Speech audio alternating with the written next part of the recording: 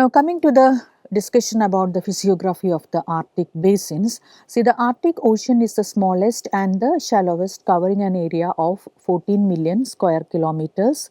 It is bordered by Eurasia and North America. The Arctic Basin is largely divided into two main basins, the Eurasian Basin and the American Basin, which is separated by the Lomonosov Ridge. And the Arctic Basin has the relatively shallow average depth, with the Eurasian Basin being deeper than the American Basin.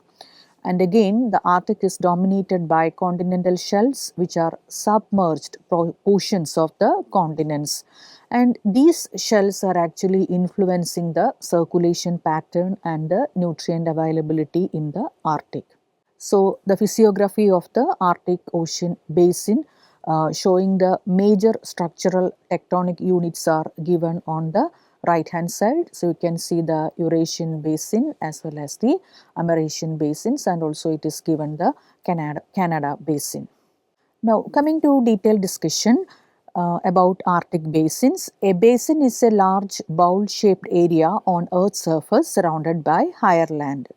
And basins vary in size from small to vast, like the oceans. Ocean basins are deep areas on the ocean floor, such as the Atlantic, Pacific and the Indian Ocean basins.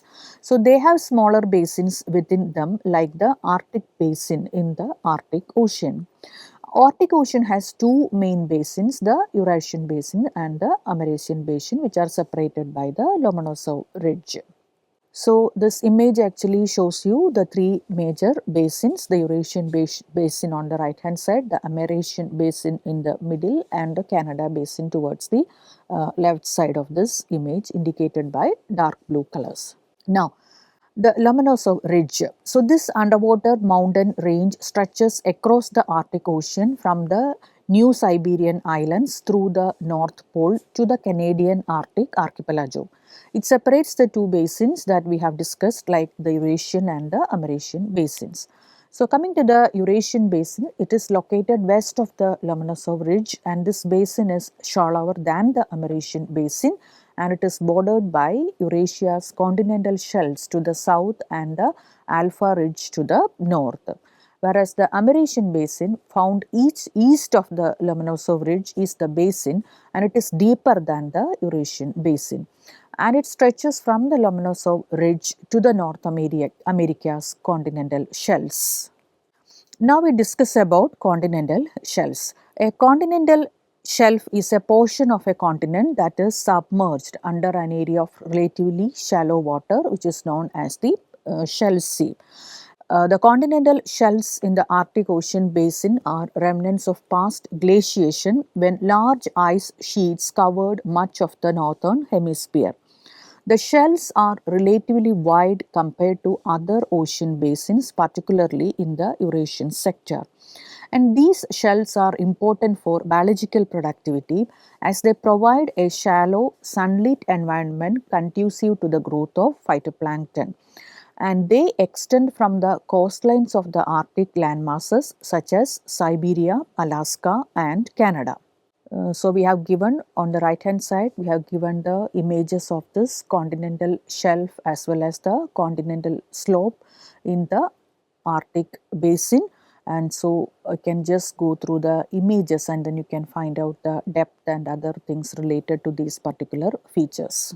Now, the Arctic Ocean's shelf includes the Canadian Arctic Shelf and the larger Russian continental shelf.